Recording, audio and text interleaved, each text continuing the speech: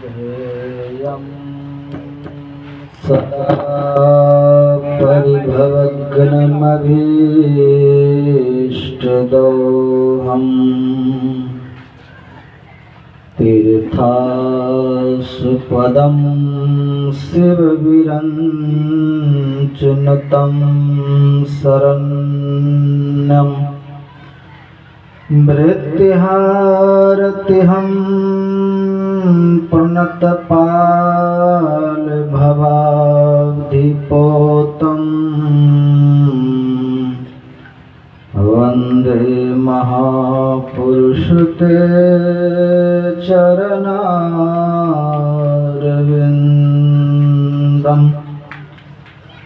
आदिगुरुदेव अनादिगुरुदेव अनंत गुरुदेव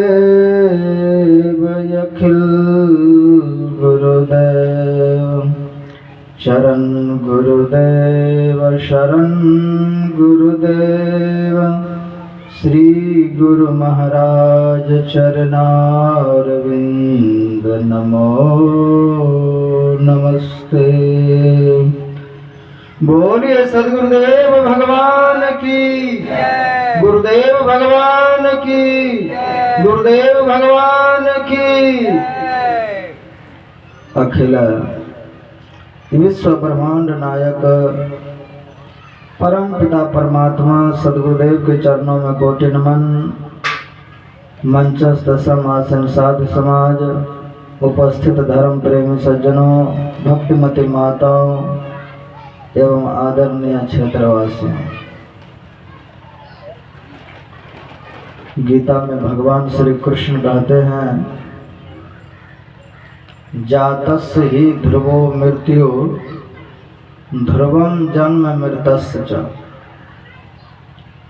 भगवान कहते हैं, जो जन्म लिया है उसको मरना पड़ेगा, और जो मर गया है उसको फिर जन्म लेना पड़ेगा। ये दो प्रक्रिया जो है अनादि काल से हम लोगों के पीछे पड़ा हुआ है। तो जन्म कौन लिया है? का वह परमात्मा ब्रह्म निराकार है। उनसे जो कोई भी जन्म लिया है, चाहे वो ब्रह्मा हो, विष्णु हो, शिव हो, इंद्र हो, वरुण हो, कुबेर हो, अग्नि हो, जो कोई भी आप देवी देवता का नाम सुनते हैं, सब उसी परमात्मा से अलग हुआ है। हम सब जीव उन्हीं से अलग हुए हैं, इसलिए हम सबको मरना पड़ेगा। शंकराचार्य जी महाराज कहते हैं, अष्ट कुलाचल सप्त समुद्रा ब्रह्म पुरंदर दिनकर रुद्रा नाकम नाहम नायम लोकस तदपि किमर्थि क्रियते शोका। का इस पृथ्वी को धारण करने वाला कुल 8 पर्वत है, एक दिन वह भी समाप्त हो जाएगा।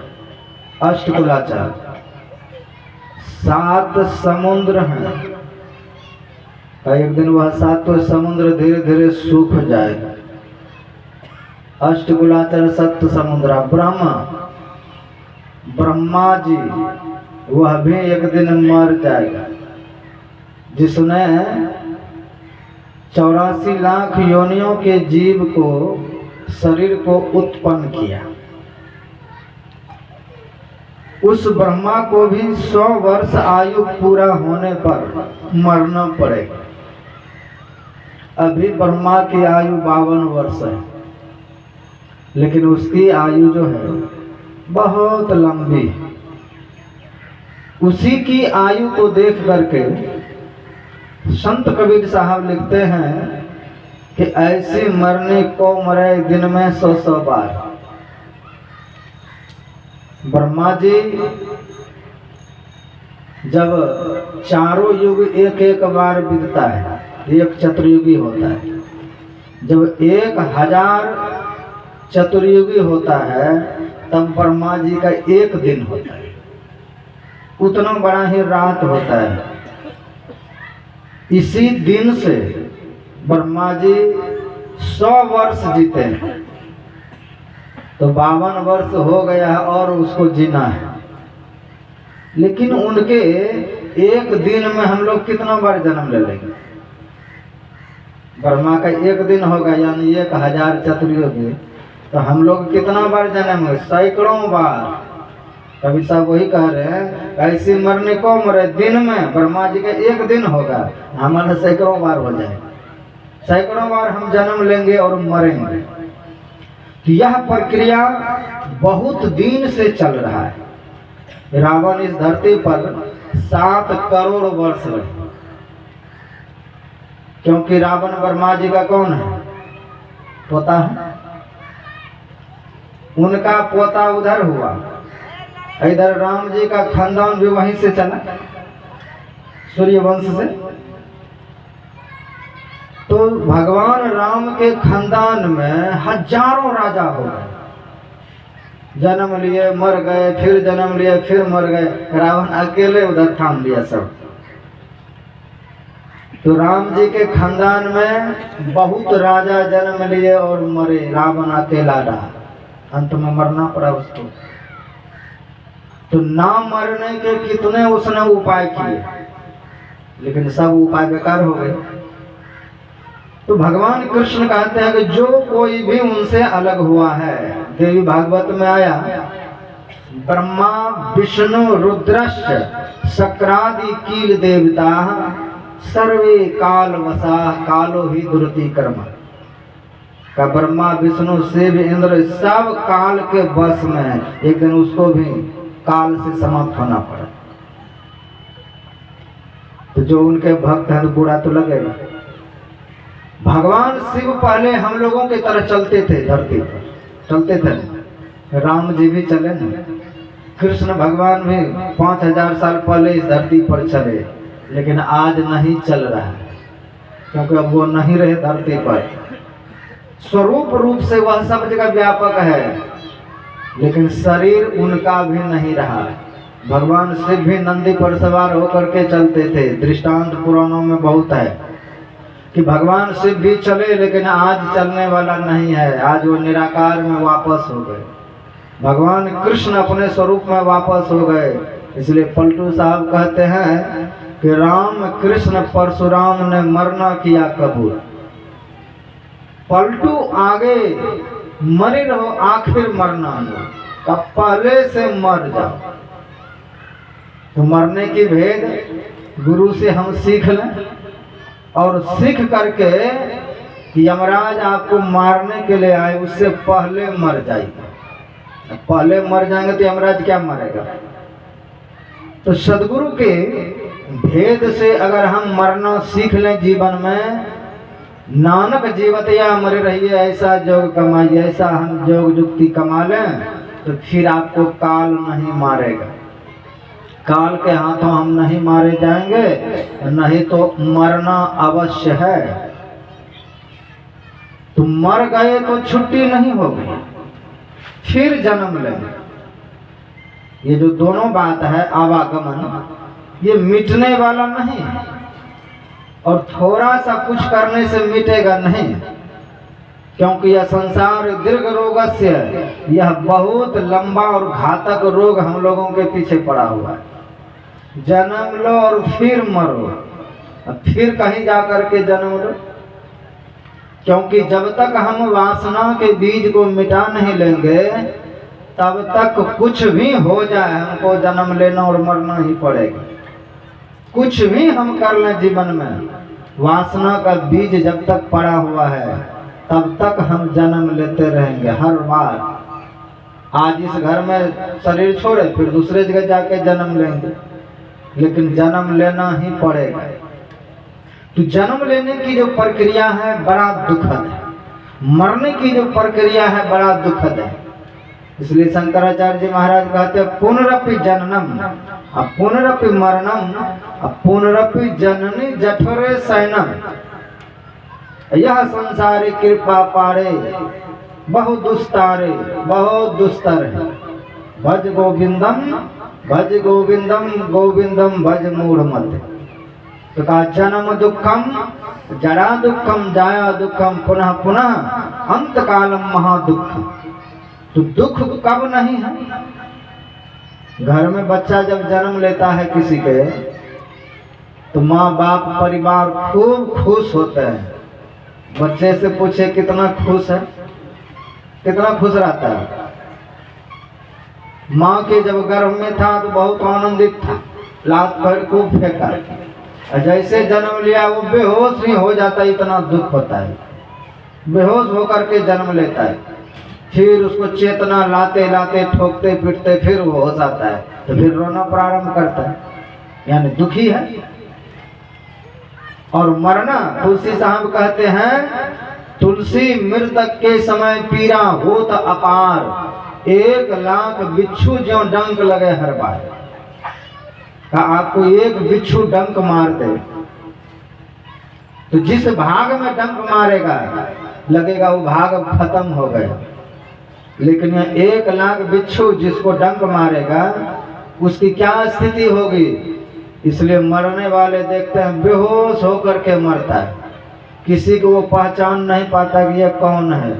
बेहोशी में मरना, तो बेहोशी में नहीं मरना। भक्त का जो मांग होता है भगवान से 3 चीज कि हे प्रभु मेरा अगर मृत्यु हो तो ऐसे मृत्यु देना कि कोई हमको पानी तक पिलाने ना आ पाए, कोई मेरी सेवा ना करे। क्योंकि ज्यादा जब घिसेट किसी का होता है तो कितना भी प्यारा बेटा बहू पोता पोती हो घृणा करने लगता है। अंतकाल में कितना भी प्यारा आपका व्यक्ति हो, मरणासन व्यक्ति से घृणा होता है। इसलिए भक्त मांगते हैं कि हे परमात्मा मेरी अचानक मृत्यु दे देना, अचानक अनायासेन मृत्यु, अचानक मेरा खेलते धूपते खाते पीते चलते फिरते बस लेकर के चले जाए। ये भक्त की मांग है। हम लोग सुन रहे थे जो माता जी की मृत्यु कैसे सुलभ अवस्था में हुआ, ज्यादा तकलीफ नहीं हुई। ये भक्तों की मृत्यु है, भक्तों का शरीर छूटने की कला है। हंसते बोलते शरीर छूट जाना, अनायासेन मृत्यु बिना दैन्य न जीवनम। का जब तक जिए तो कोई दीनता ना हो, सब तरफ से संपन्नता होकर के मरे। और अंत काल में देहांते तब सानिध्यम, हे प्रभु जब मैं देह त्यागने लगूं तो आपका सानिध्य मुझको मिले। देही में परमेश्वरम, यही हमको 3 चीज दे दें। तो मृत्यु जो है भक्त की ये परीक्षा है कि आपने पूरे जीवन में कितना भजन किए, कितना दान किए हैं, कितना तीर्थ किए हैं, कितना पाठ किए हैं, कितना सत्संग किए हैं, कितना संयमित से रहे हैं।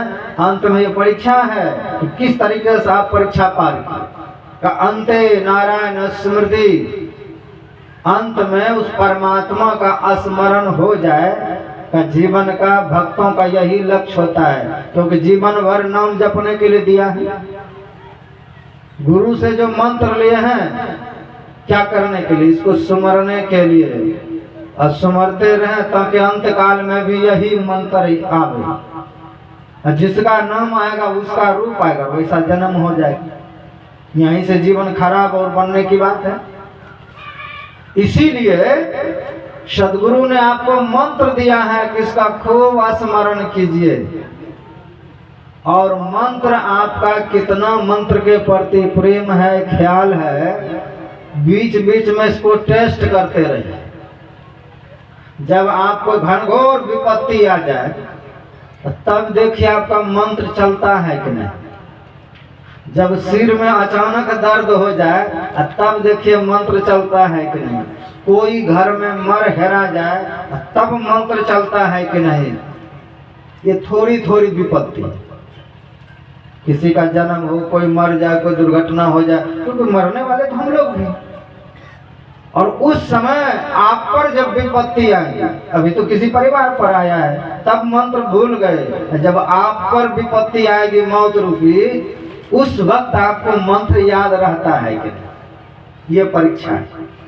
उस समय भूलना नहीं, तो इतना याद रहेगा तब नहीं, क्योंकि उस समय आप किसी को याद भी नहीं कर पाएंगे, किसी को पहचान तक नहीं पाएंगे।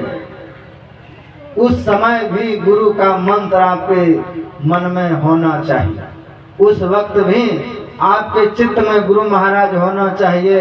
अगर उस समय कोई और आ गया, जीवन भर का पढ़ा लिखा सुना समझा सब खत्म है कि आपका जीवन बेकार करेगा। उस समय साधन आपका समाप्त नहीं होगा, लेकिन जन्म आपको बिगाड़ देगा तत्काल आपको दूसरे जन्म में जाना होगा।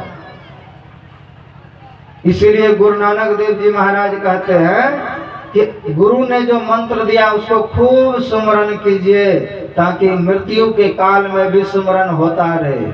इसलिए मानसिक जाप, मानस जाप आपका सिद्ध हो, नहीं तो क्या होगा, अंत कलिजे लक्ष्मी सुमरे।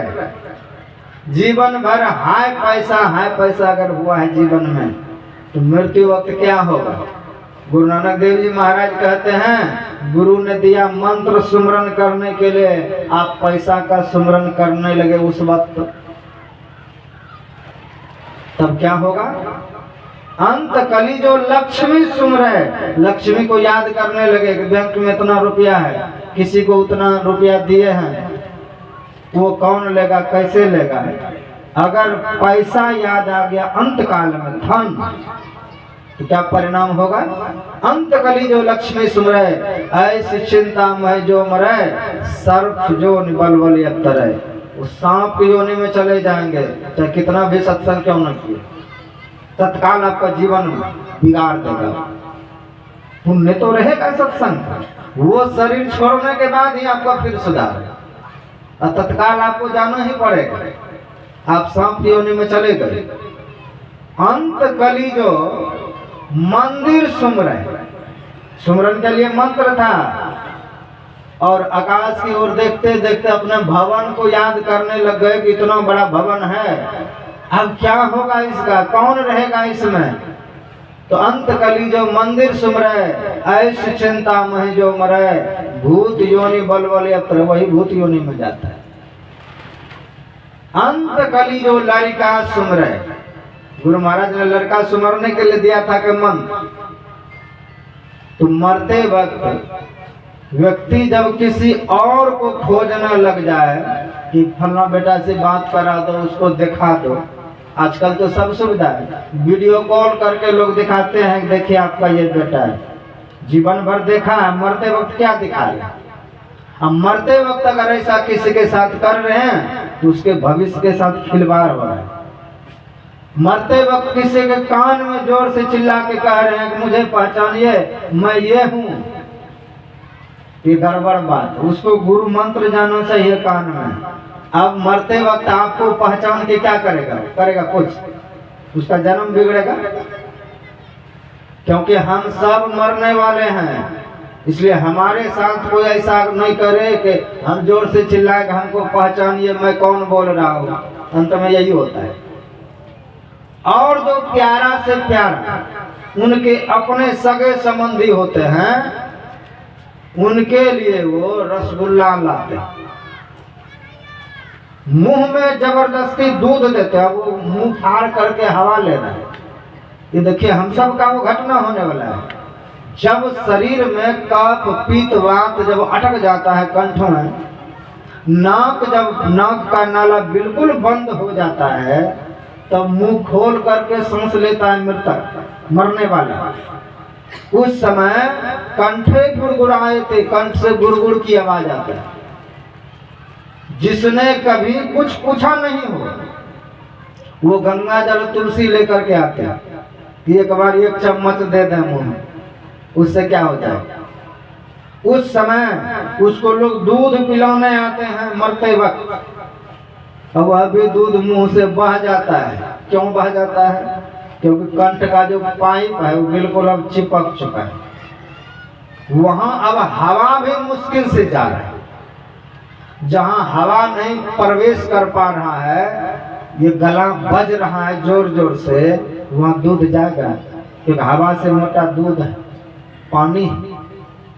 वहां पर परिजन आते हैं, मुंह में जोर से रसगुल्ला का रस देते हैं, कम से कम अंतकाल में मेरे लाए हुए ये ले ले। ना तो वो देख रहा है ना सुन रहा है, बेहोशी की हालत में है, मुंह में रसगुल्ला उसको गाड़ दिए, तो क्या होगा? जो हवा अब तक चल रहा था वो हवा अवरुद्ध होगा।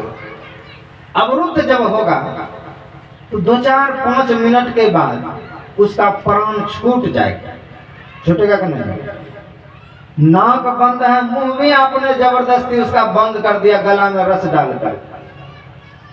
लाने वाला मन ही मन बहुत खुश होता है। देखो 2-4-5 दिन से मर नहीं रहा था, बहुत इसका झमेला था कि कब मरेगा, कैसे मरेगा। जैसे मैं मुंह में डाला तुरंत मर गया। मरा नहीं, आपने उसका मर्डर किया, मर्डर कर दिया उसको और थोड़ा देर सांस लेने देते, अपने आप मर जाता। तो किसी मरते हुए व्यक्ति को जबरन मत मारिए।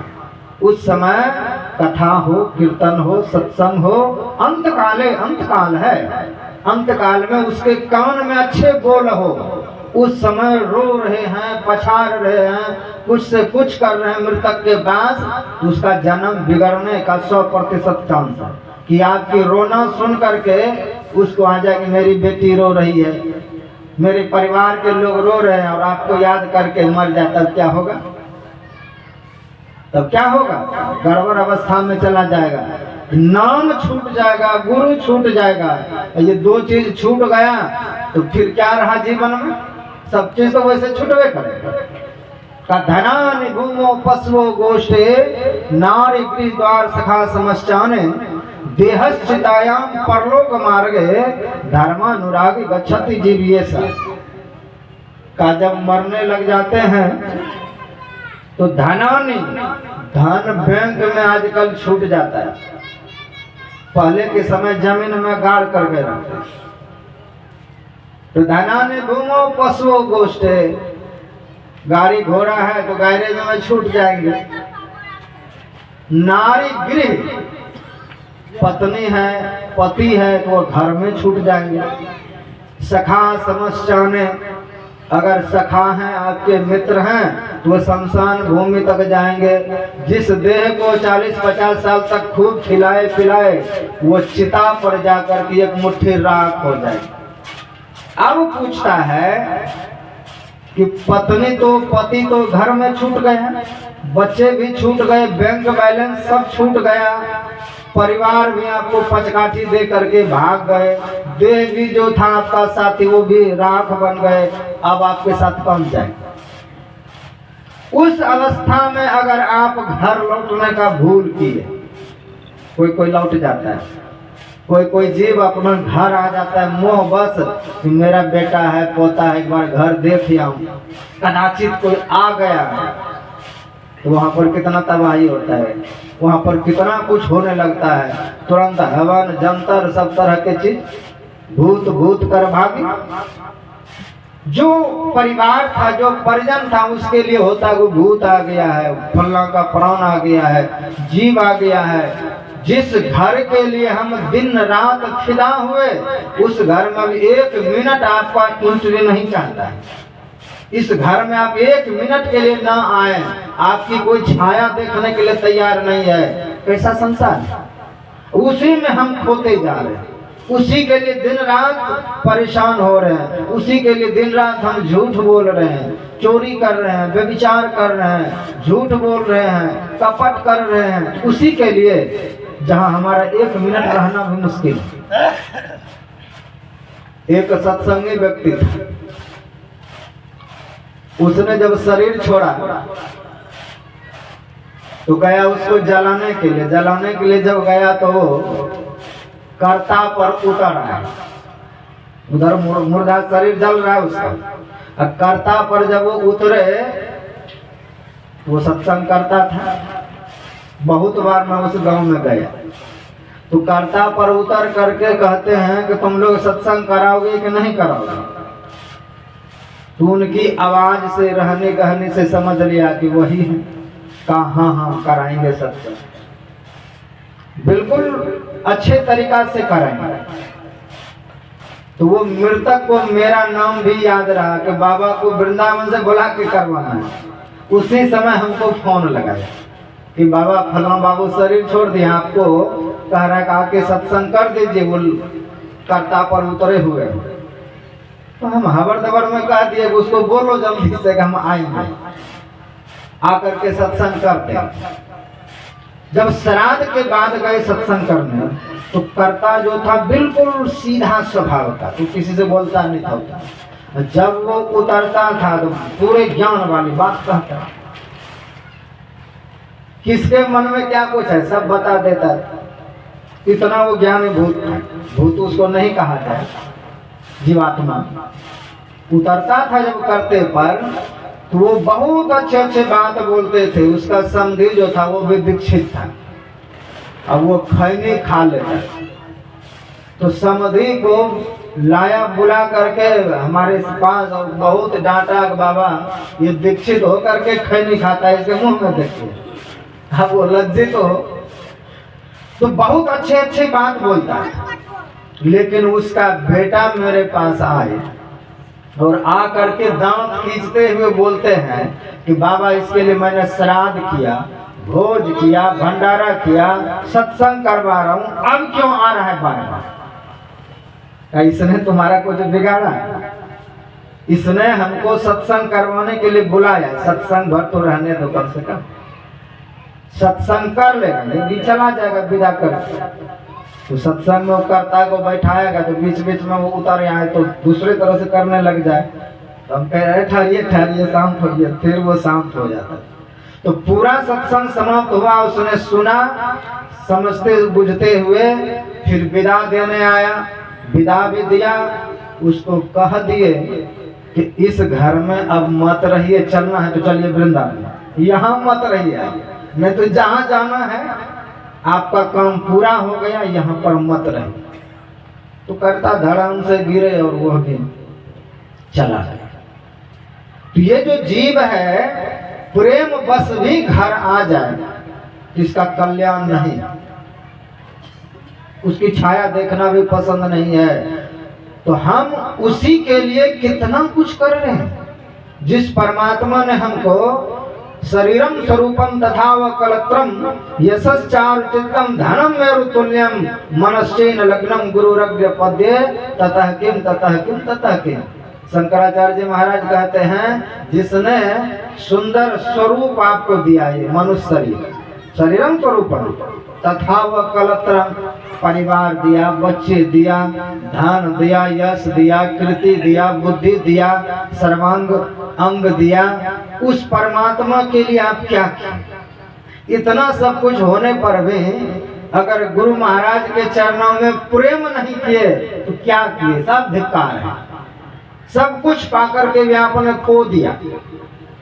तो नानक देव जी महाराज कहते हैं अंत कली जो लरिका सुमरे, सुमरन करने के लिए मंत्र है। अगर मोह है लड़का में तो मैं अपने बेटे को याद कर लूं, कुछ उसको समझा बुझा दूं, तो नानक देव जी कहते हैं अंत कली जो लड़का सुमरे ऐसी चिंता में जो मरे, सुकर जो निबल बल अब तरह वो सुअर योनि में जाए।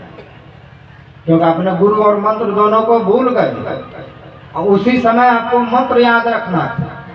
तो उस समय अगर महात्मा होकर के भी, महात्मा होकर के रहा तो मृत्यु काल है, उस समय जिसका चित भटक गया, भरत जी थे जिसके नाम पर इस देश का नाम भारत पर अभी भी भारत है, उसने 10,000 वर्ष तक इस धरती पर राज किया। भरत में उसको 5 बेटा है, वो सब कुछ त्याग करके वो भजन करने गया और मृग के मोह में मरा तो वो मृग शरीर में चला गया। एक महात्मा था, बहुत दिनों से उसने भजन किया, और जब देखा कि मेरा मृत्यु अब सन्निकट आ गया है, तो सब भक्तों को बुलवाया कि देखो मैं कल अपना शरीर छोड़ दूंगा। तो सब भक्त रोने लगे कि बाबा आप शरीर छोड़ देंगे, छोड़ने से पहले बता दीजिए कि आप कहाँ जाएंगे, क्योंकि सब कोई मरता है, कोई नहीं कहता है कि हम कहाँ जाएंगे। कम से कम आप बताइए कि आप कहाँ जाने वाले हैं। का यहाँ पर एक घंटी टांग दो, घंटी टांग दो। अगर मेरे शरीर छोड़ने के बाद घंटी अपने आप टन टन करने लग जाए तो समझना कि गुरु जी को मोक्ष हो गए। अगर नहीं बजे तो समझना कि गुरु महाराज कैसी चीज में फंस गए, किसी दूसरे योनि में चला गया। तो जब शरीर छोड़ने लगे तो आश्रम के आंगन में एक बहुत बड़ा पेड़ था अमरूद का, उसी के नीचे गोबर से लिप दिया और उसी पर खरपतवार दे करके महात्मा जी उत्तर दक्षिण होकर के सो करके प्राण त्यागने लगे। प्राण जैसे छोड़ा घंटी नहीं बची। सब भक्तों को शक हो गया कि जीवन भर तो भजन किया लेकिन गुरु महाराज मोक्ष को नहीं प्राप्त कर पाए, लगता है किसी अन्य योनि में चला गया। तो उसका एक शिष्य था जिसका नाम था खोजी, खोजी भक्त। तीर्थों में जब उसको पता चला कि मेरे गुरु महाराज शरीर छोड़ दिए हैं तो दौड़ते हुए आए। गुरु महाराज देखते हैं शरीर छूटा हुआ है। सभी भक्तों ने उनसे निवेदन किया तुम्हारा नाम खोजी है, इसलिए गुरु महाराज को खोजो कि उसकी आत्मा कहाँ गया, किस शरीर में गया। जीवन भर भजन किया, घंटी बजने की बात बोली थी, घंटी नहीं बजी। का पहले गुरु महाराज के शरीर को हटाइए। और शरीर को हटाया, वहां पर खोजी भक्त लेट करके जैसे आंख खोला तो एक बड़ा सा फल दिखाई दिया। जो मेरे आंख के ऊपर एक फल दिखाई दे रहा, उसको तोड़ो। इसी में गुरु महाराज का प्राण चला गया। क्योंकि जीवन मुक्त पुरुष थे, फिर भी ये हालत कैसे हो गई। अंत काल में फल को देखा और एक इच्छा बन गई, इस फल को थोड़ा चख लेते। इतने से वासना होने के कारण वो फल में जाकर के कीड़ा बन गए। फल को तोड़ा, जब उसको फोड़ा तो उसमें पिल्लू रूप में था। का गुरु महाराज जी से में गए, इसको मारो जल्दी से। अब कीड़ा को जैसे मारा तो कीड़ा के शरीर से जब छूटे तब घंटी टन टन किया। सदगुरु महाराज की जय। तो हम संसार में जो कुछ भी हैं, जो कोई है, जिसका भी प्राण संसार के किसी में भी अटकेगा अपने इष्ट को छोड़ करके, उसका दुर्गति है। उसका यानी मनुष्य शरीर छोड़ करके दूसरे में जाने का 100% जाना निश्चिंत है। जब भारत आजाद नहीं हुए थे, पाकिस्तान वगैरह नहीं बना था, तो गुरु नानक देव जी का जन्म ही हुआ था नानकाना साहब जो पाकिस्तान में। तो नानक देव जी महाराज अपने 2 शिष्यों को लेकर के चलते थे। एक था मर्दाना, एक था बाला। एक बजाता था एक तारा और एक भजन गाता था। नानक देव जी महाराज प्रवचन करते थे। तो प्रवचन करते करते घूमते फिरते लाहौर आए। तो लाहौर में एक धनीचंद नाम का सेठ जी मर गया। उसका बेटा उसके श्राद्ध के पश्चात भरपूर भोज किया। अभी से ज्यादा पहले लोग गरीबी की अवस्था में भोज करते थे। 4 मीठा 5 मीठा, दही दूध का तो कमी नहीं होता। पहले मिठाई से भोज का नाम होता है कि 5 मीठा किया होता था ना। तो धनीचंद के पुत्र ने बहुत बड़ा भोज भंडारा किया, श्राद्ध किया। गुरु नानक देव जी महाराज उसी गांव से होकर के गुजर रहे थे। लोगों से पूछा कि यहाँ इतना शोर शराबा किस चीज का है। कहा महाराज धनीचंद मर गया था, उसी के पुत्र ने इतना बड़ा यहाँ पर भोज भंडारा का रखा है प्रोग्राम। तो जब उनके पुत्र को पता चला कि हमारे गांव में कोई संत आया है तो दौड़ करके मिलने गए।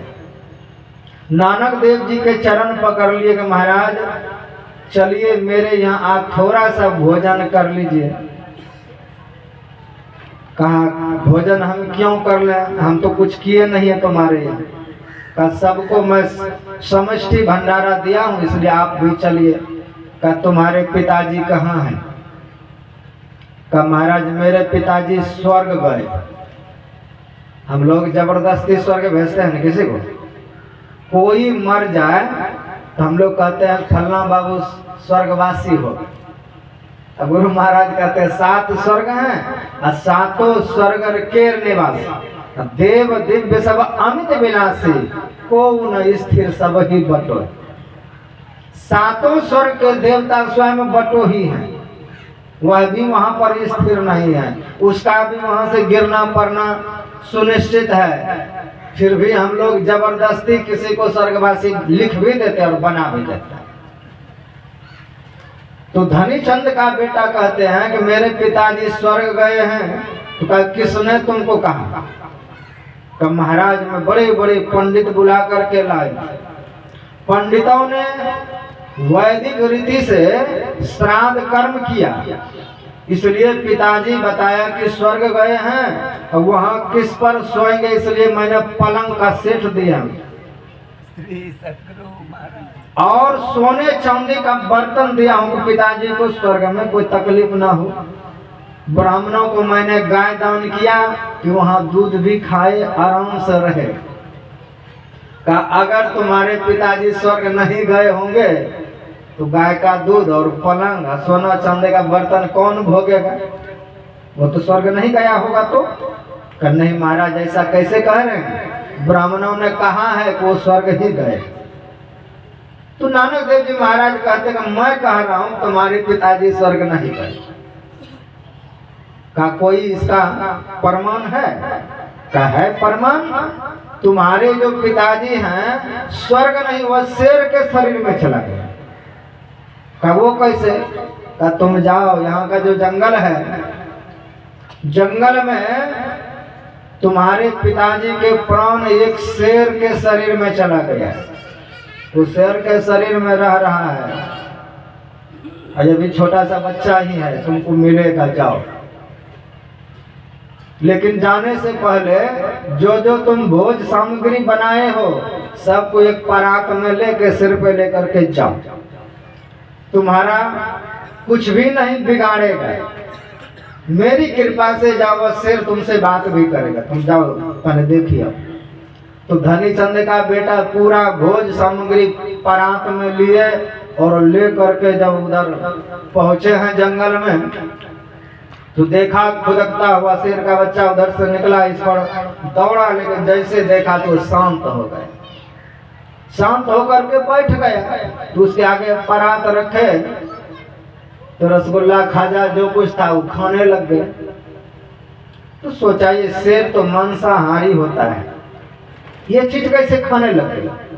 तब विश्वास उसको हुआ नानक देव जी के वचनों पर, लगता है कहीं मेरे पिताजी का प्राण तो इसमें नहीं आ गया। तो हाथ जोड़ करके पूछते हैं कि पिताजी आपके लिए मैंने इतना जो श्राद्ध कर्म किया कि आपको स्वर्ग हो, वो क्यों नहीं हुआ? आप इस शेर के शरीर में कैसे आ गया? तब वो धनी चंद का जो प्राण था उसमें संत की कृपा से वह मनुष्य की बोली में बोलने लगा कि देखो मेरा कर्म तो ठीक ही रहा लेकिन अंत में बिगड़ गए। जब मैं शरीर छोड़ रहा था उसी समय पड़ोसी मांस तड़ रहे थे, पड़ोस में मांस पक रहा था और उसी का सुगंध हमको आया। उस सुगंध को जब मैं सुना तो जी में पानी आ गई। मन में हुआ कि एक बार खा लेते, कोई ला करके देता, और यही इच्छा लेकर के मारा तो आज मैं शेर के शरीर। तो कहा पिताजी आपके लिए जो इतना स्वर्ग काम यज्ञ किए, ब्राह्मणों को जितना दान दिए, ठंडी गर्मी के अलग अलग कपड़े तो सब बेकार हो जाएंगे, जिसको दिए वो जाने, मैं तो अभी शेर के शरीर में हूँ। कहा अब आपके लिए क्या कर्म करूं? कहा जिन संतों ने भेजा है उन्हीं का चरण पकड़ो और अपने दरवाजे पर कम से कम सत्संग करवा लो, क्योंकि इस धरती पर यह अंतिम उपाय है जीव का। एक तो मनुष्य को अपने आप जीते जी अपना कल्याण कर लेना चाहिए। बाद में जरूरी नहीं कि आपके बच्चे सत्संग करा ही ले, नाच भी करा सकता है, कुछ और भी करा सकता है। इसलिए कबीर साहब कहते हैं कि हम अपने जीवन में वैसा कर्म कर लें, जीवन में जीते जी हम मुक्त हो जाएं, और तब मरने के बाद मुक्त होंगे। ऐसा नहीं कि मर गए और मुक्त हो गए, मर गए और हम स्वर्गवासी हो गए, ऐसा नहीं होता है कि मरने के बाद हमको कोई मुक्त कर देगा, मुक्ति मिल जाएगा, ऐसा नहीं। इसलिए कबीर साहब कहते हैं साधो भाई जीवत ही करो आशा, जीवत समझाए जीवत बूझे जीवत मुक्ति निवासा। अगर हम जीते जी नहीं कर पाए तो बाद में कोई करेगा कि नहीं करेगा, करना मुश्किल। बाद में करने से आप मुक्त ही हो जाएंगे, इसका भी कोई गारंटी नहीं है। भागवत महापुराण में जब गोकर्ण ने जाना कि मेरा भाई मर गया है, धुंधकारी प्रेत बन गया है, पूरे गांव को परेशान करता है, तो घूमते हुए गाया आया हुआ, गाया में जाकर के पिंड दिया, और पिंड देने के बाद सोचा कि मेरे पिताजी भी चला गया, माँ जी भी मर गए, एक भाई था वो भी मर गया, अब जाता हूँ घर का जो जमीन है उस पर आश्रम उश्रम बना लूंगा। इसी उद्देश्य से गोकर्ण जब तुंगभद्रा नदी के किनारे अपने गांव लौटते हैं तो वहां देखते हैं भक्त से आग नहीं जला। ये क्या है? तुरंत देखा हाथी का शरीर, तुरंत देखा लंबा ऊंट का शरीर, तुरंत देखा बकरा का शरीर, क्षण क्षण वो रूप धारण कर गया।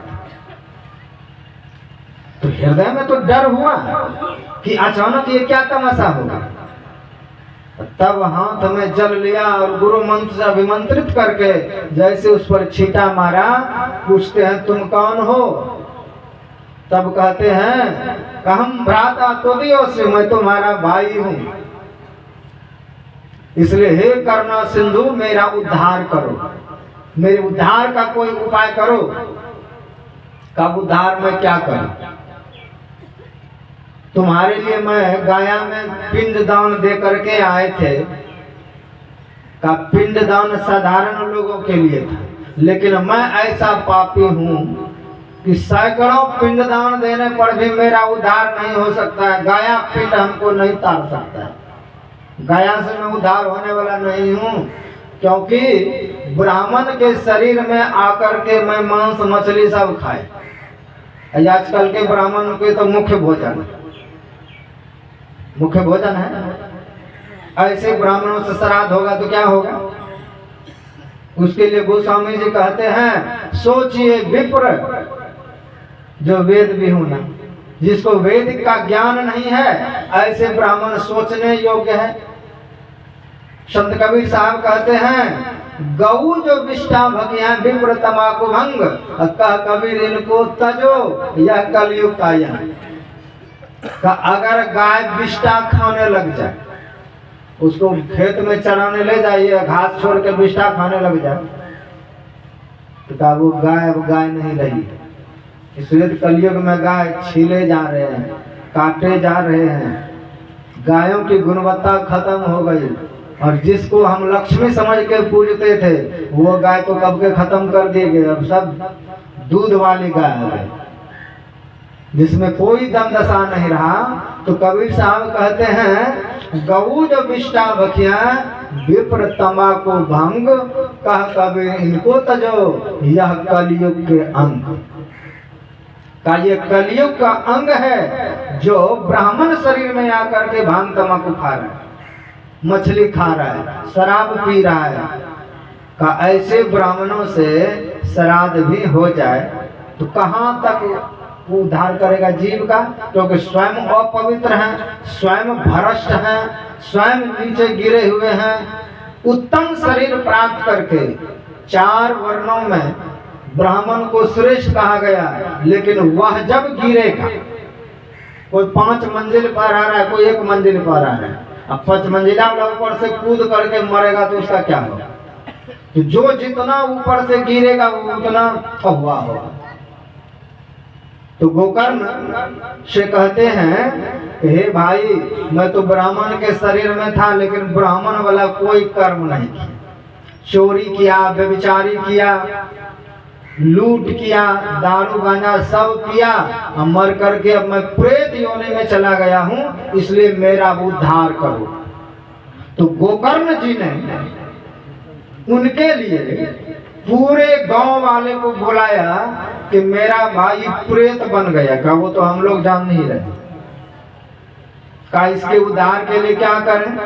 का महात्मा आप ही ना बताइएगा, हम लोग क्या जाने क्या करें। अगर आपको समझ में नहीं आता है तो सूर्य देव को पूछिए।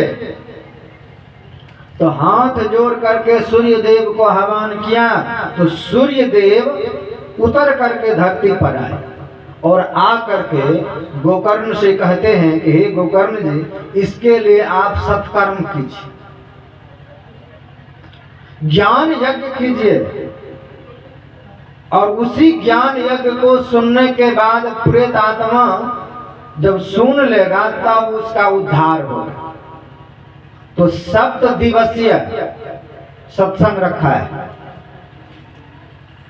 और उस सत्संग में जब गोकर्ण जी महाराज ने प्रारंभ किया तो एक 7 गांठ का वंश गाड़ दिया। उस प्रेत को आह्वान किया कि आप उसी छेद में आकर के विराजमान होंगे, क्योंकि वात रूप हो जाता है, वो हवा के रूप है प्रेत। तो उसी छिद्र में बैठिए और बैठ करके आप श्रवण कीजिए। तो 7 दिन तक लगातार सत्संग होता रहा। एक दिन बीतता था तो एक गांठ टूट जाता है। ये प्रतीक है कि हमारे भीतर में 7 गांठ हैं। विद्यते हृदय ग्रंथि का वो जो ग्रंथि है, 7 ग्रंथि का 7 ग्रंथि ज्ञान होने से ही टूटेगा, ज्ञान होने से ही वह खुलेगा। और जब तक वह ग्रंथि नहीं खुलता है तब तक यह जीव इस शरीर में बंधा रहेगा। शरीर छूटेगा, इसको जलाइएगा तो पानी जो है धुआं बन करके उड़ेगा, मिट्टी जो है राख रूप में रहेगा, हवा हवा में चला जाएगा, आकाश आकाश में चला जाएगा, अग्नि अग्नि में विलय हो जाएगा। जीवात्मा कहाँ जाएगा? जीवात्मा तो रहेगा। तो शरीर छोड़ने पर आपकी मुक्ति नहीं है, वहां पर 4 जड़ शरीरों के द्वारा आप जकड़े रहेंगे। वह जो शरीर है आपको जकड़ करके रखेगा। उस समय आप कहीं अपनी मर्जी से नहीं जा सकते। परवश जीव सबस भगवंता, हम परवश हैं। जब तक बंधन में हैं तब तक हम जन्म लेते रहेंगे। जब तक ये चारों शरीर तीनों पट रहेगा आपके ऊपर, तब तक जन्म और मरण से कोई नहीं रोक सकता है। इसलिए साधन से जो ना इसको हटाया, जिसने साधन करके नहीं हटा लिया वह बस पड़ा रहेगा इसी पट में और जन्म मरण का दुख भोगता रहेगा। तो हम संसार में तमाम तरह के दुखों को झेल रहे हैं, जन्म ले रहे हैं और मर रहे हैं। भागवत महापुराण में और देवी भागवत में एक प्रसंग आया जब राजा परीक्षित को पता चल गया कि शमीक ऋषि के पुत्र ने उसको श्राप दिया है कि 7वें दिन तुमको सर्प डसेगा, सांप डस लेगा, मर जाओगे। पहले सतवादी लोग होते थे, जो बोलता था वो हो ही जाता। इतना सतवादी कलयुग में काम नहीं कर रहा है, क्योंकि कलयुग में सत्संग भी हो रहा है और झूठ भी हो रहा है। इसीलिए आपका मंत्र आपको काम नहीं दे रहा है, इसीलिए ध्यान आपका काम नहीं दे रहा है। चरणदास जी महाराज कहते हैं कि झूठ कहन को बातक भारी, जो जप करे सो दय उजाड़ी। कलयुग में धर्म भी हो रहा है, सत्संग भी हो रहा है, ध्यान भी हो रहा है, लेकिन झूठ नहीं छूट रहा है। इसीलिए कोई किसी को कुछ कह भी देता है तो उसका असर नहीं पड़ता है, ना अच्छा का ना बुरा का। नहीं तो जो बोलेंगे वो लग जाता था। पहले चंद्रमा को उसके ससुर ने श्राप दिया कि जाओ तुमको कुष्ठी हो जाए, तो उसको कुष्ठ हो गया। इस धरती पर 12 वर्ष तक तपस्या किया, तब उसका मिटा। जिसने जिसको जहां श्राप दिया, रामचरितमानस में, भागवत महापुराण में जितने दुष्टों की संख्या है सब श्रापित थे। किसी न किसी महात्मा ने उसको श्राप दिया था, तो भगवान उसको तारने के लिए आए। तो जब सत्य पर चलेंगे तो आपकी वाणी में सत्यता होगी और वह काम करेगा। तो कलयुग में काम नहीं करना है। क्यों? का झूठ कहन को पातक भारी है, जो जप करे वो दय उजाड़ी। आप खूब जप करते हैं और झूठ बोल देते हैं तो आपकी जिह्वा की शक्ति समाप्त हो जाती है। किसी को कुछ आशीर्वाद दीजिए तो नहीं होगा, श्राप दीजिए तो नहीं होगा। लेकिन पहले होता था, 5000 साल पहले की बात है कि जब समीक ऋषि के मात्र 5 वर्ष के पुत्र ने श्राप दे दिया राजा परीक्षित को, क्योंकि समीक ऋषि के गले में वो सांप लपेट करके आए कि तुमको तक्षक काटेगा 7 दिन के भीतर। इति लंघित मर्यादम तक्षक सप्तमे हनि, 7 दिन में तुम मरोगे। तुम मीटिंग बैठाया कि देखो हमको 7 दिन में मरने का श्राप है, मैं क्या करूं? कहा महाराज संसार में सब चीज का उपाय है, मंत्र है, तंत्र है, जंत्र है, षड्यंत्र है, सब चीज होता है। इसलिए आप बचने का कोई उपाय कीजिए। क्योंकि उस समय एक घटना घटी। एक ऋषि पुत्र था और वो किसी युवती से विवाह करना चाहते थे और उसको सांप ने डस लिया। सांप ने जब डस लिया तो होने वाली पत्नी को ऊपर वो तरह तरह का दवाई लगा करके उसको सुरक्षित रखा, जैसे राजा दशरथ के शरीर को तेल में रखा गया, औषधि लगा कर कि ये सड़ेगा नहीं जल्दी। और उसने फरसा हाथ में लिया, जंगल में घूमे, जो सांप मिल जाए उसको काट लिया। तो एक दिन धर्मराज उनसे मिला कि तुम ये निरपराध सांपों को क्यों मारते हो? का इन्हीं के जातियों ने मेरे होने वाली पत्नी को काट लिया, वो मर गई, इसलिए जब तक वो जीवित नहीं होगा मैं यही काम करूंगा, जो सांप मिलेगा उसको काटूंगा। का दूसरा उपाय ये हो सकता है, अगर मेरी पत्नी को कोई जिंदा कर दे, मैं अपनी आयु देने के लिए तैयार हूं, मैं अपनी आधी आयु दे दूंगा उसको कोई जीवित करे। तो धर्मराज राजी हो गए, तुम ये काम मत करो। आधी आयु दे करके उस ऋषि कुमार ने होने वाली पत्नी को जीवित किया और विवाह करके खुशपूर्वक रहने लगे। राजा परीक्षित को जब सुनाया कि महाराज ऐसा हुआ है, आप भी ऐसा कुछ कर सकते हैं, मृत्यु से बचने का काम कर सकते हैं, तो उसने कहा कि मेरे तालाब जो है इसमें 7 महल का मकान बनाओ। तो लकड़ी का दबादब 7 महल का मकान बनाया गया और मकान बना करके 7वें मंजिल पर जा करके राजा परीक्षित बैठ गए और बैठ करके चारों तरफ हाथियों का पहरा दिलवा दिया कि सांप को हाथी जब देखता है तो सूर से पकड़ के पैर से दाव देता है, मार देता है उसे। तो हाथी पहरा में दे दिया चारों तरफ, सैनिक को चारों तरफ खड़ा कर दिया कि जैसे सर्प देखे उसको तलवार से काट देना। उसके बाद चारों तरफ गड्ढा खोद के उसमें तेल डाल दिया कि इसमें आग लगा दो। अब सांप आएगा कैसे? तब आने का कोई सवाल ही नहीं है। 6 दिन बीत गया। 7वां दिन जैसे बीता तो तक्षक नाग बड़े मायावी थे। वो मनुष्य का शरीर धारण करके जा रहे थे और उसी के क्षेत्र में एक मंत्रिया रहते थे, कश्यप नाम। वह जा रहे थे कि आज राजा परीक्षित को सांप जब डसेगा मैं उसको अपनी ताकत से जीवित करूंगा तो राजा प्रसन्न होकर के इनाम बहुत देगा।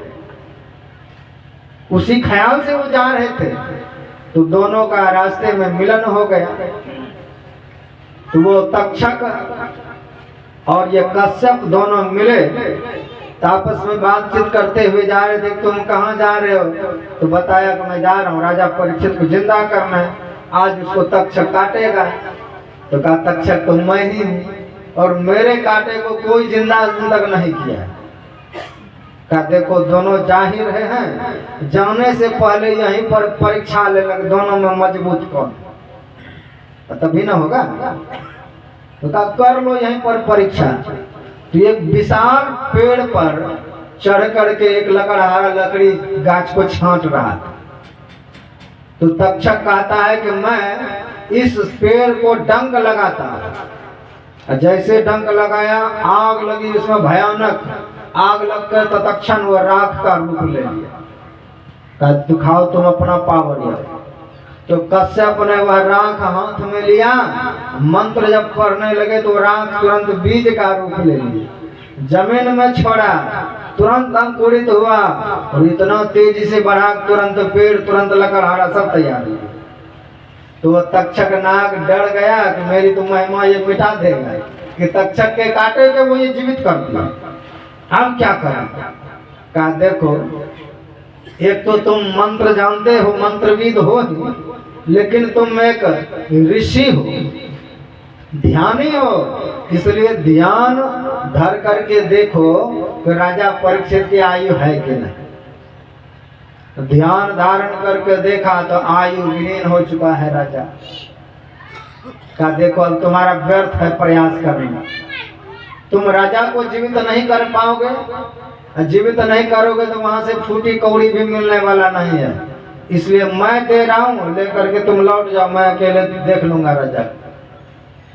तो कश्यप विचार करते हैं कि मेरे जैसे मंत्रिया रहते हुए अगर राजा मर जाएगा, लोभ लालच में पैसा लेके लौट जाऊंगा तो दुनिया के लोग सब दिन कहेंगे लालची लोग राजा को मरने के लिए छोड़ दिया, तो पैसा लेके घर वापस आ गए। अंत में विचार किया कि राजा जब जिंदा ही नहीं होगा तो जाना ही बेकार है। और वह तक्षक नाग वहां पहुंचे तो जहां पर इतनी कड़ी पहरा हो, अब तक्षक वहां पहुंचेगा कैसे। तो जहां कड़ी पहरा है वहां पर देखते हैं देश का सीमा चारों तरफ है। बांग्लादेश से बांग्लादेशी कैसे प्रवेश कर जाता है अपने देश से, तीर्थों में, अयोध्या में, हरिद्वार में, ऋषिकेश में, वृंदावन में, सब जगह वह कहीं महात्मा का रूप बना करके घर घर तेल मांग रहा है, कहीं पर अन्न पानी मांग रहा है और शाम में दारू मुर्गा चलता है, पकड़ा रहा है, आधार कार्ड उसको दिया है तुरंत बनवा कर।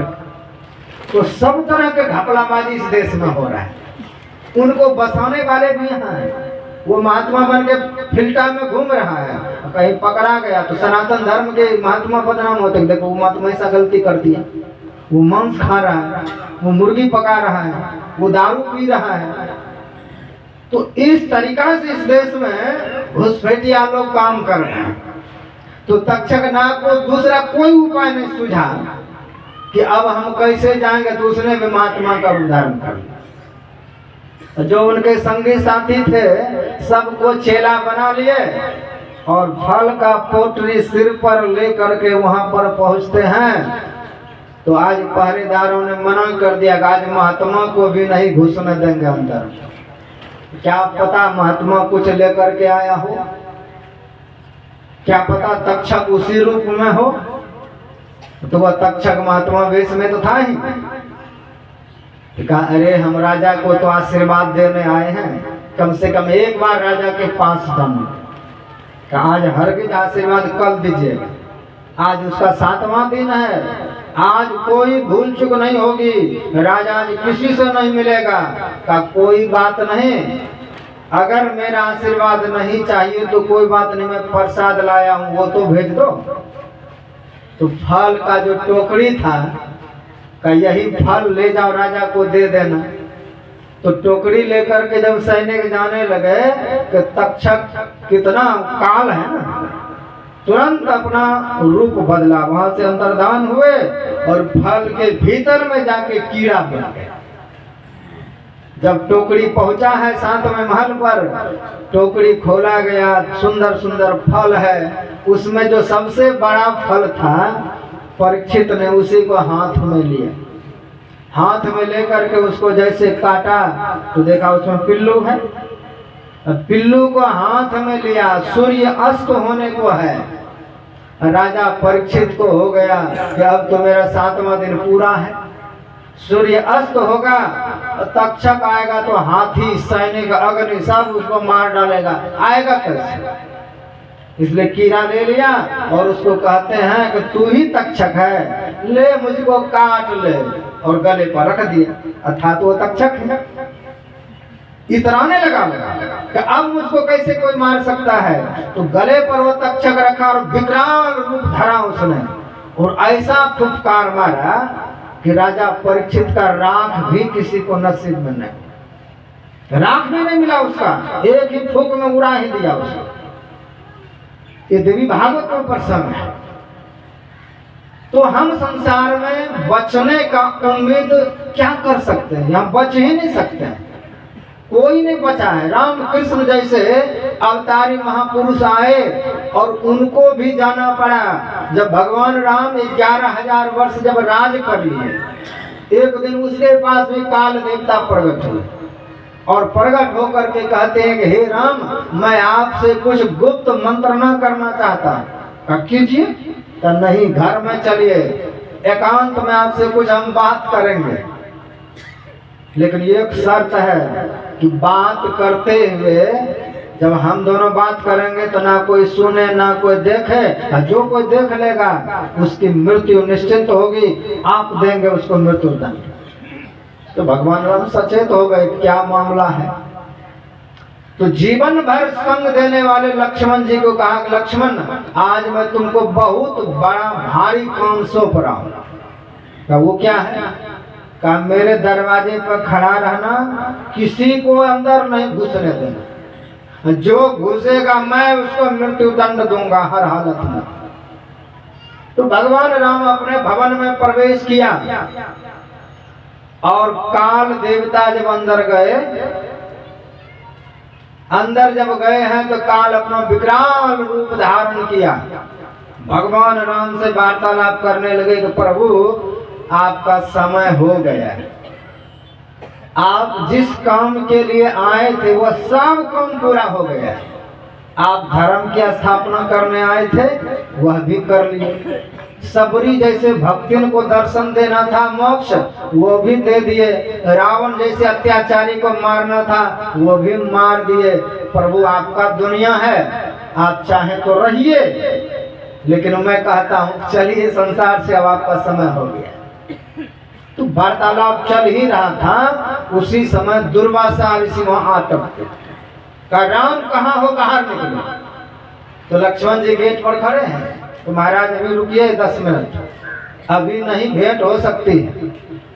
तो दुर्वासा ऋषि महाक्रोधी है, का जल्दी से तुम गेट खोलो और राम को भेजो मुझसे मिलने के लिए, अगर ऐसा तुम नहीं करते हो तो तुम्हारे अयोध्या वासी को मैं जला करके राख कर दूंगा।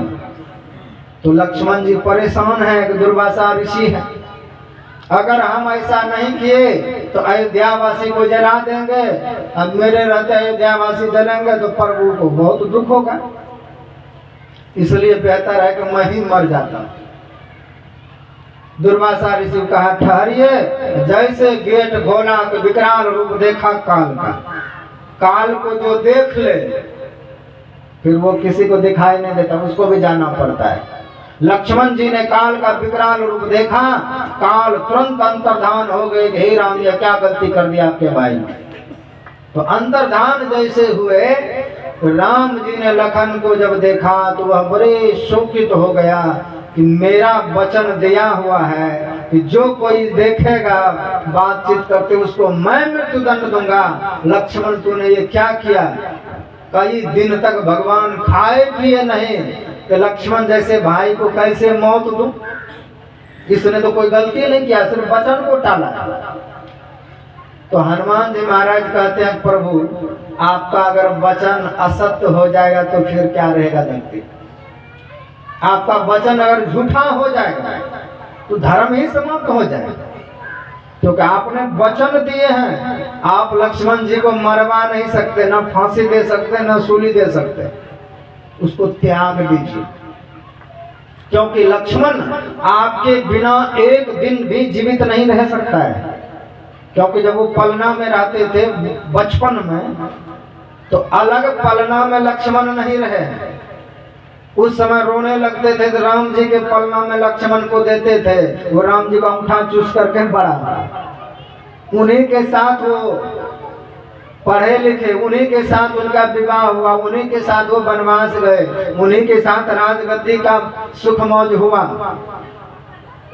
तो प्रभु आप उसको त्याग दीजिए। तो राम जी ने हृदय कठोर करके सभा बुलाई, और उस सभा में लक्ष्मण जी को बुलाया और कहते हैं, हे सुमित्रा नंदन, जाओ मैं आज तुम्हारा परित्याग करता हूँ। लक्ष्मण जी इतना सुनना था कि उस सभा को त्यागा और जाकर के सरयू में डूब लगा के अपना शरीर छोड़ दिया। लक्ष्मण जी इस विधि से चले गए। राम जी का एक दिन वियोग नहीं सहा, शरीर अपना जाके छोड़ दिया। जब लक्ष्मण जी चले गए तो भगवान राम को मन नहीं लगा, उसने भी विचार किया कि अब हम धरती पर नहीं रहेंगे। और राम जी, भरत जी और शत्रुघ्न जी, इसने भी प्रण किया, वह भी सरयू में जाकर के अपने तमाम भक्तों के साथ शरीर छोड़ करके अपने स्वधाम को लौट गए।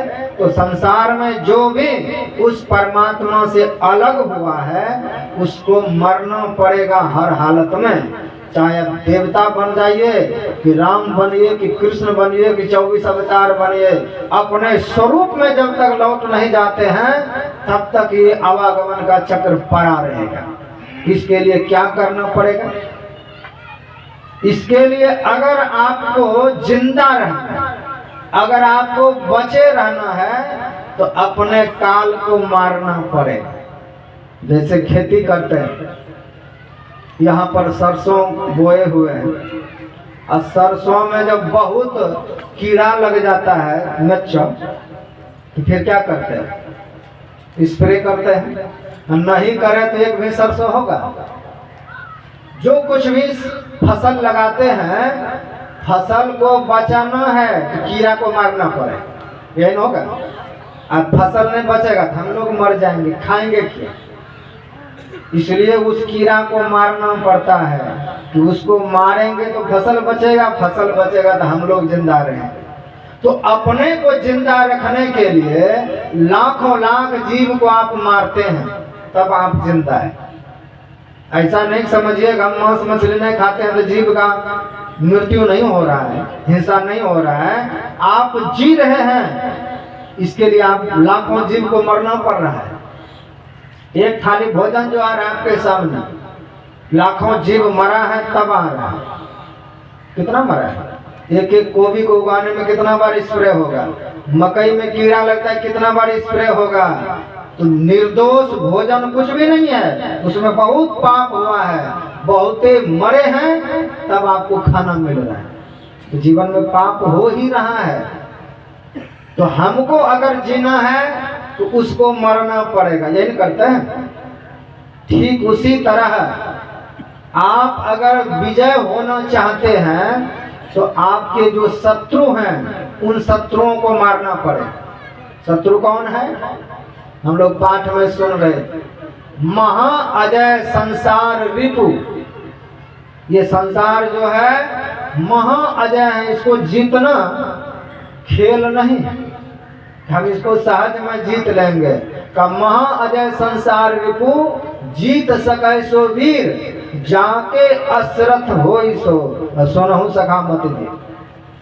भगवान राम कहते हैं कि अगर इन शत्रुओं से विजय चाहते हैं तो आपको लड़ना पड़ेगा। लड़ने के लिए आपको मजबूत बनना पड़ेगा। आपके पास हथियारों का जखीरा होना चाहिए। जब तक हथियार नहीं रहेगा आप लड़िएगा किस? बिना हथियार का लड़ सकते हैं? तो कौन सा शत्रु है? रावण, कुंभकर्ण, मेघनाद, काम, क्रोध और लोभ। भगवान श्री कृष्ण कहते हैं त्रिविधम द्वारम नरकस्य कामः क्रोधः लोभः तस्मात् प्रियम तजे। प्रबल 3 खल यही दुष्ट है। तो संसार में आपको कौन रुला रहा है? का काम, क्रोध और लोभ। किसी चीज का अगर मन में लोभ हो जाए तो उसको पाने के लिए आपको कितना कठिन परिश्रम करना पड़ता है। अब उसमें कोई अरंगा डाल दे तो क्रोध उत्पन्न होता है ना। कहते संगात संजायते कामः कामात क्रोधो भी जायते क्रोधाद भवति सम्मोहा सम्मोहात स्मृति विभ्रम स्मृति भ्रंशाद बुद्धिनाशो बुद्धिनाशाद प्रणश्यति। हमारे मन में जब कोई कामना जगती है, उस कामना में जब कोई बाधा डालता है तो क्रोध उठता है। हम चाहते हैं ऐसा और वो चाह रहा है वैसा। पति पत्नी में भी लड़ाई क्यों होता है? जब एक दूसरे से मेल मैच नहीं करता है पार। भाई भाई में क्यों लड़ाई होता है? बाप बेटे में क्यों लड़ाई रहता है? बाप चाहता है ऐसा करो, बेटा चाहता है ऐसा करो। तो जब किसी के कामना में जब कोई प्रहार डालता है, जब कोई बाधा डालता है तो वहाँ क्रोध उत्पन्न होता है। ये 3 खल है हमारे हृदय में, काम, क्रोध और लोभ का। यही रावण, कुंभकर्ण और मेघनाद है। यही सबके शांति को हरण किया है। भगवान राम तो इसलिए युद्ध किए, उनकी पत्नी का हरण किया। हमारा आपका कौन सा चीज हरण किया है? का शांति। शांति रूप सर्वेश्वर कहिए। अगर शांति चाहते हैं तो सुख को त्याग करके निरंतर आपको युद्ध करना पड़ेगा। और इसी युद्ध में हारना नहीं है। अगर आपका हथियार नहीं है आपके पास तब तो हारेंगे। इसलिए पहले आपको हथियार चाहिए। हथियार को चलाने के लिए आना चाहिए। पंजाब के एक कवि वे कहते हैं जीवन खत्म हुआ तो जीने का ढंग आया, सम्मा मुझ गई तो महफिल में रंगाया। मन की मशीनरी ने तब चलना सीखा जब तन के हर एक पुर्जे में जंग आया। गाड़ी निकल चुकी तो घर से चला मुसाफिर, मायूस हाथ मलते बेरंग लौट आया। दुनिया के काम धंधों में सुमरन का वक्त ना निकला, उस वक्त मांगे जब वक्त तंग आया। आयु ने जब सब हथियार फेंक डाले, यमदूत फौज लेकर करने को जंग आया। बुढ़ापा जब आ गया, बुढ़ापा में आपके पास कोई हथियार नहीं रहता। हाथ कमजोर, पैर कमजोर, बुद्धि कमजोर, आपके पास कुछ भी नहीं बचा है जो यमराज से आप लड़ भिड़ सकते हैं। का लड़ने भिड़ने के लिए आपके पास हथियार होना चाहिए। और वह धर्म रथ पर आप बैठ के रहेंगे तभी आप उनसे लड़ सकते हैं। अधर्म पे हैं तो मरना निश्चित है। अधर्म पे जैसे गए मरना निश्चिंत है। धर्म के रथ पर जैसे सवार हैं तब आपको कोई मार नहीं सकता है, तब मुक्ति होगा। इसलिए भगवान कहते हैं कि मरना नहीं है, क्योंकि जैसे मरे फिर जन्म होगा। इसलिए मरने से पहले कहते थे बाबा देवी साहब हिंदुओं को कि चिता में जलने से पहले मोक्ष प्राप्त करो। मुसलमानों को कहा कि कब्र में दाखिल होने से पहले मोक्ष प्राप्त करो। तो हमको मरना नहीं है, मर गए तब तो हार गए। इसलिए जीतना है तो मोक्ष प्राप्त करना पड़ेगा। जीतने के लिए इन प्रबल खल को मारना पड़ेगा। मारने के लिए हथियार चाहिए। तो कैसा हथियार चाहिए? भगवान राम वह धर्म रथ का वर्णन कैसा सुंदर किया, किस तरह से उस धर्म रथ का वर्णन किया है भगवान राम ने। कि विभीषण को कहते हैं, विभीषण मैं भी रथ पर सवार हूँ, लेकिन मेरा धर्म में रथ है। कहा प्रभु दिखाई नहीं दे रहा है। कहा देखो कैसा वो रथ है। कहा सौरज धीरज तही रथ चाका। का शौर्य किया है और धैर्य किया है। जब हम ध्यान में बैठते हैं तो कभी मन में ऐसा हुआ है कि आज मैं जब तक कुछ ना देख लूं तब तक नहीं उठेंगे? ऐसा मन में ठाने है कभी? और जब 1 घंटा ध्यान करने पर कुछ भी ना मिले तब पर भी मन में रहता है कि गुरु महाराज ने कहा है तो जरूर एक ना दिन मिलेगा।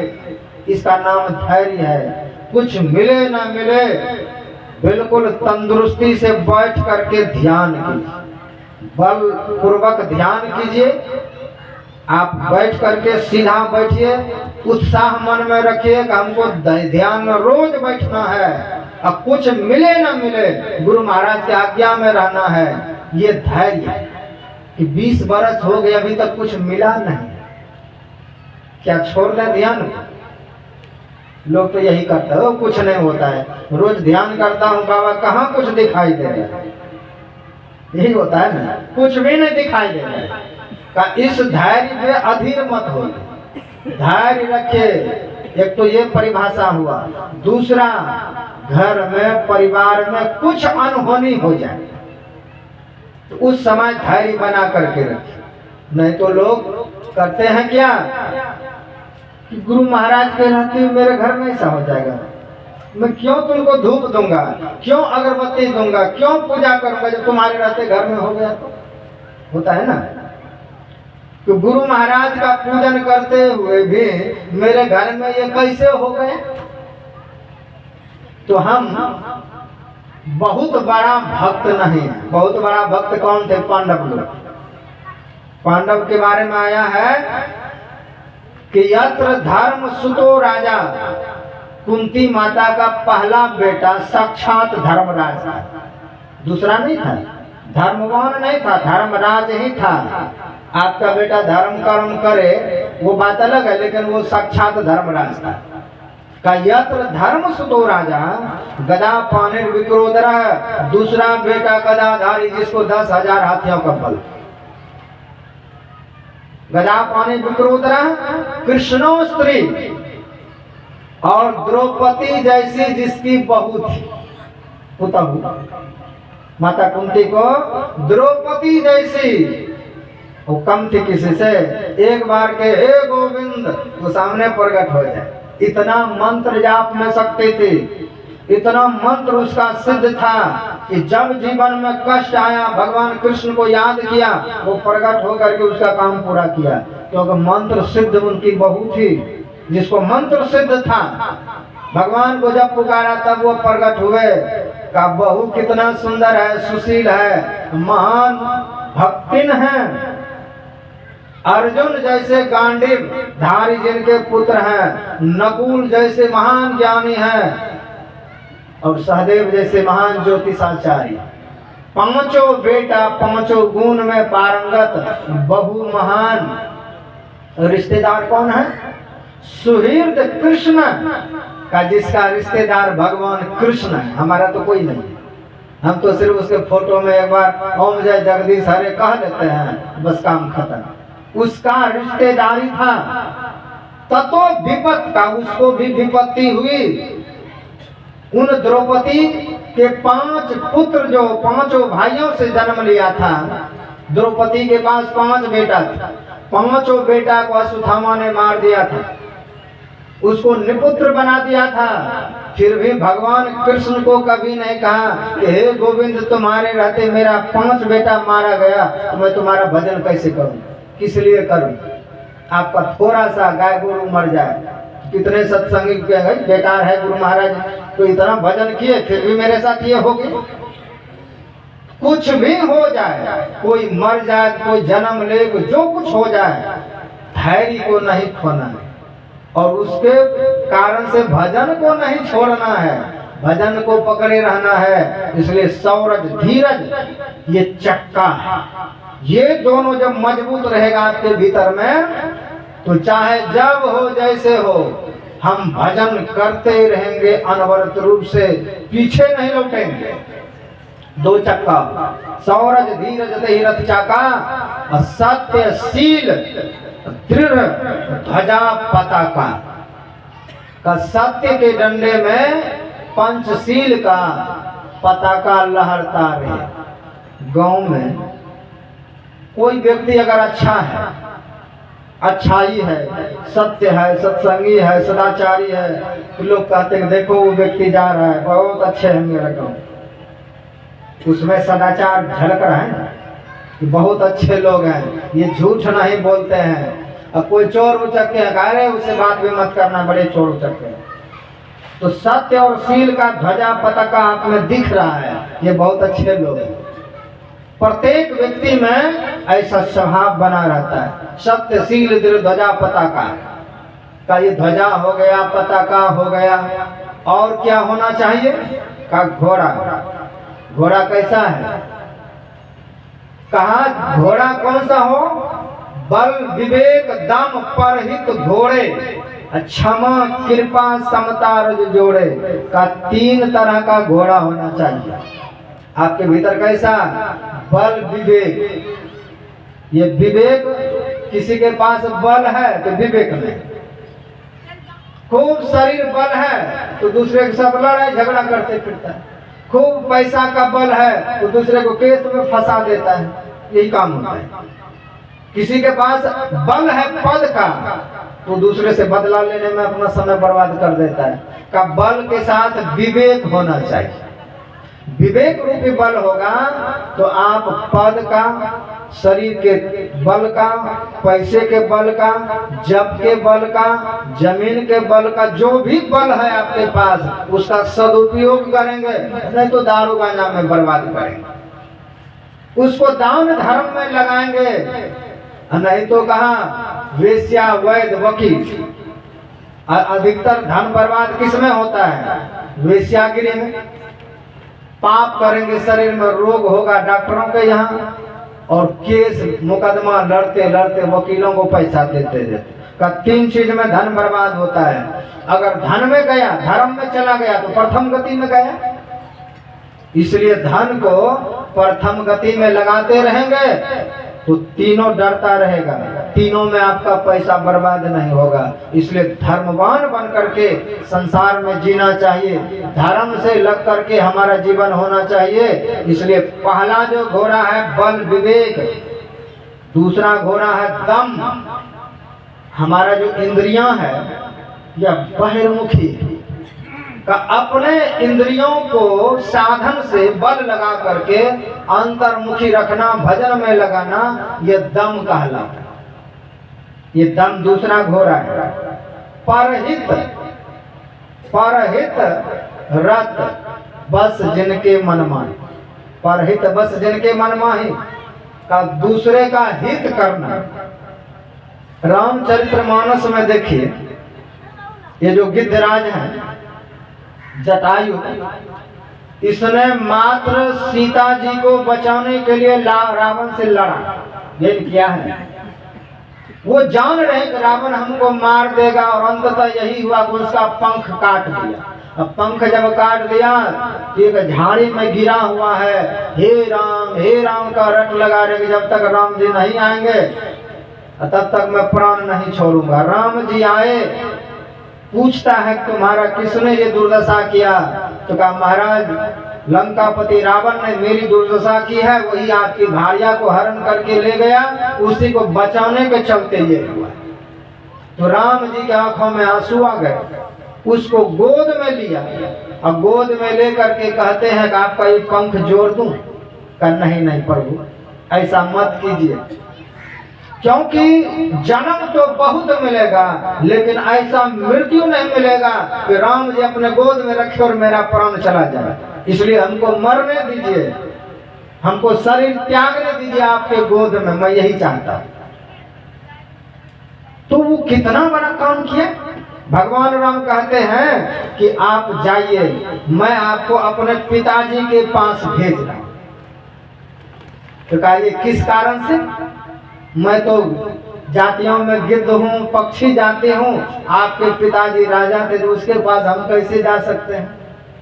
का ये मैं नहीं दे रहा हूँ, परहित रथ जिनके मनमाही, जो दूसरे के हित में दिन रात जीता है, उसका ये फल है। आपने सीता जी को बचाने का प्रयास किया, इस पुण्य के प्रभाव से मैं आपको भेज रहा हूँ, इसलिए आप जाइए।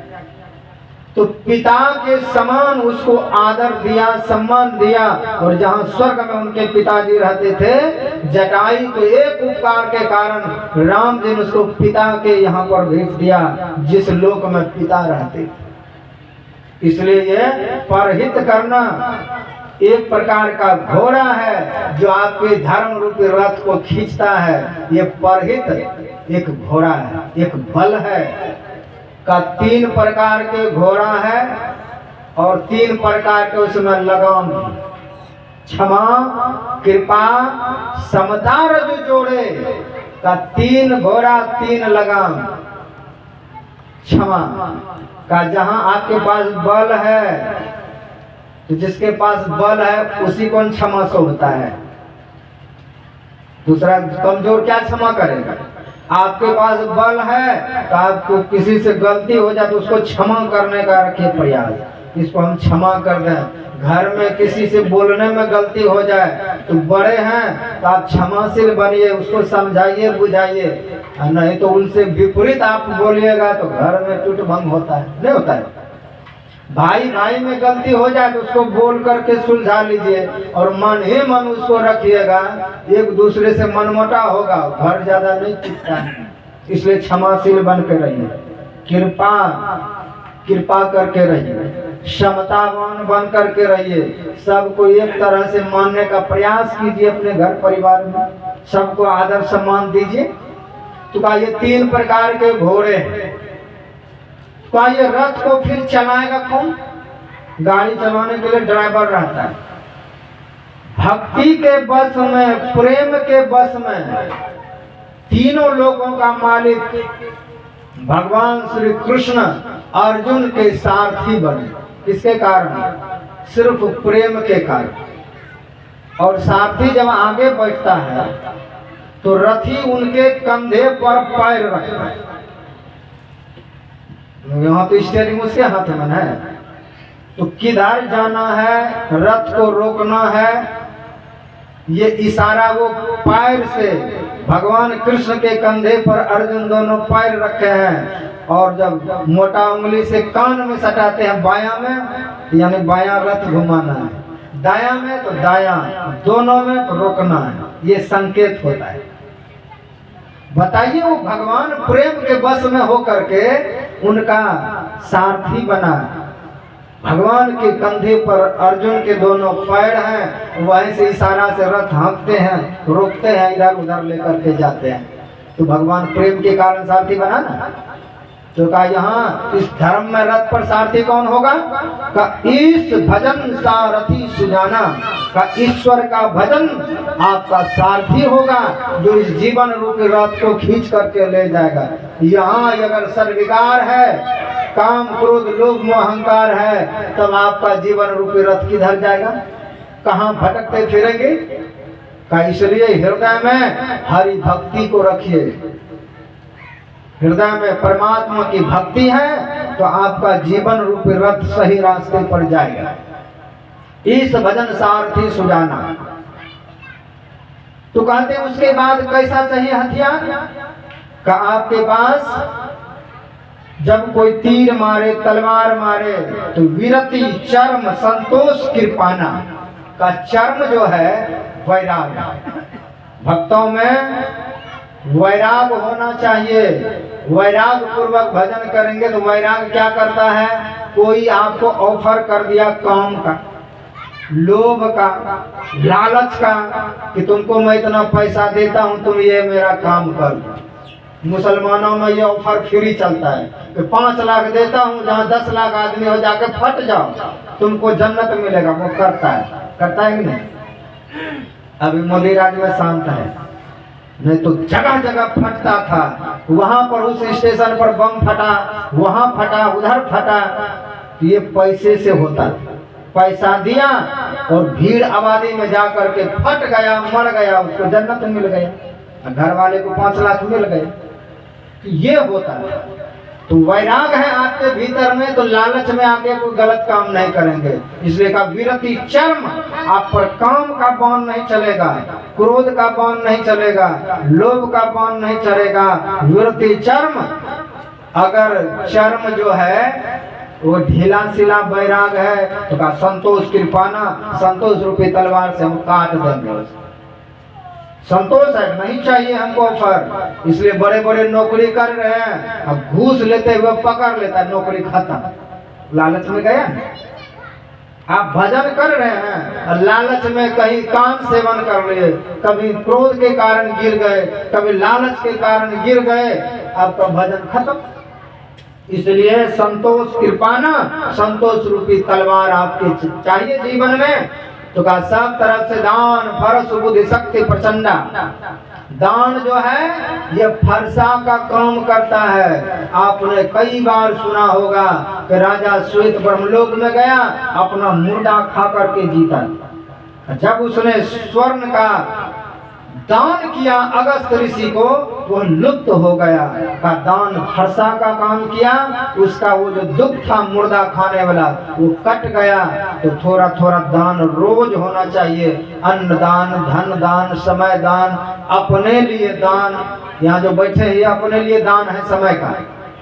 धन दान, जो धन कमाने में दोष हुआ है वो मिटता है। अन्न दान, अन्न कमाने में जो दोष हुआ है कहीं भंडारा में दे दिए तो वो मिटता है। पंजाब हरियाणा में ये सब होता है। कहीं भंडारा है, 5 बोरा अनाज दे आया, कोई चावल दे आया, कोई घी दे आया, वहाँ होता है ये सब। तो धरले से धर्म होता है दान पर। अभी कुंभ में जाएंगे तो अखिल भारतीय जैसा जैसा वहां पर 1000 अखिल भारतीय आपको दिखाई दे। करोड़ों लोग आएंगे वहां पर और दुनिया भर के धर्म के लोग वहां पर धर्म कर्म करेंगे। रोज भंडारा चलेगा चारों तरफ, जो खाना हो खाते रहिए। तो ये विश्व का एक प्रथम सनातनी मेला है जिसमें दुनिया भर के धर्म के लोग यहाँ पर आते हैं। सनातनी लोग आकर के अपना अपना ध्यान, धर्म, सत्संग करते रहते हैं। तो ये सब जीवन में जरूरी है का दान, परस, बुद्धि, शक्ति, प्रचंडा। ये प्रचंड शक्ति है, हमारे जीवन में ऐसा होना चाहिए। तो कहा कि हमारा अचल मन, अचल मन क्या है? अचल अमल मन त्रोण समान, जिसमें तीर रखा जाता है। समझम नियमशील मुखनाना का ये 21 तीर, साम दाम नियम, ये तीर हैं। तो गुरु महाराज ने कहा 10 नियम है, 10 यम है, 1 सम है, तो 21 तीर कहाँ रहेगा? का निर्मल मन में धर्म के जितने अंग हैं का वो निर्मल मन में निवास करता है। और जहाँ धर्म के अंग रहेगा वहीं पर परमात्मा निवास करता है। का अचल अमल मन त्रोण समाना, उसी में रहेगा। तो कहा अगर हमारा वैराग ढीला हो, संतोष मेरा कमजोर हो और किसी का तीर जाके सीधे कलेजा में धस जाए तो मर ही जाए। कहना है एक चीज बचा है, क्या है? कवच अभेद विप्र गुरु पूजा। आप जो गुरु की पूजा करते हैं का ऐसे अभेद कवच है। अगर आपकी पूजा में सामर्थ्य है, शक्ति है, न किसी डैन का लगेगा बाण, न बोझा का लगेगा बाण, काल का बाण भी नहीं लगेगा। गुरु की पूजा जो है अभेद कवच की तरह है, उस कवच में आप सुरक्षित रहेंगे। तो गुरु के कवच में जो सुरक्षित हो गया का उस पर फिर किसी का बाण नहीं चलता है। इसलिए गुरु भक्ति करके, पूजा करके, तो भगवान राम कहते हैं कि इस तरह से धर्म रथ पर जो सवार हो जाता है वही रावण जैसे आतताई को मार सकता है, वही विश्व को विजय कर सकता है, वही मन को जीत सकता है, वही महा अजय संसार को जीत सके सो वीर, वही महावीर बन सकता है, वही हनुमान बन सकता है, वही संसार में ऐसे कर्म करने वाले हो सकते हैं। इसलिए संत भक्त जो हैं, ध्यानी ज्ञानी जो हैं, वो महावीर हैं जो आपको संसार को जीत करके ऐसे लोग जाते हैं जहां से फिर लौटना नहीं होता। यही आपको गिराता है। ये तीन लोग, काम, क्रोध और लोभ, यही आपको संसार में भटकाता है, यही अटकाता है। इसलिए तीनों को मार करके आप मुक्त हो जाइए, उस परमात्मा के धाम में लौट जाइए। यही संत मत का ज्ञान है, यही भगवान राम का ज्ञान है। इस ज्ञान को समझते हुए अपने जीवन का हम उद्धार करें। तो मैं गुरु महाराज से प्रार्थना करता हूँ कि हे गुरुदेव, माता जी आपका भक्त और यह परिवार आपका भक्त है, इस पर अपनी करुणा दृष्टि बनाए रखें और माता जी को आप अपने शरण में रखें। परिवार का शोक दूर हो और सब आपके धर्म पर, आपके रास्ते पर चले। इसी में हमारा आपका सबका कल्याण है। बोलिए सद्गुरुदेव भगवान की जय। कितना टाइम हुआ है?